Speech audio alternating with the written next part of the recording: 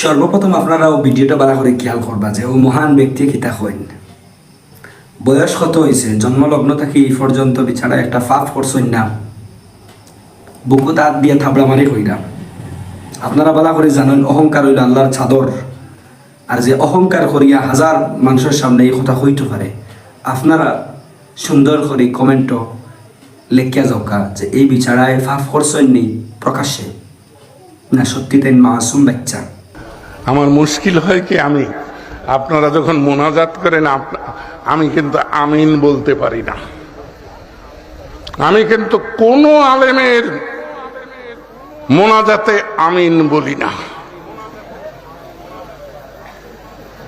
কারণ এই ছেলেটিকে শিখিয়ে দেওয়া হলো যে হে আল্লাহ আমি পাপী, তুমি দয়া করো, মাফ করো। না, আল্লাহর রহমতে আমি পাপী নই।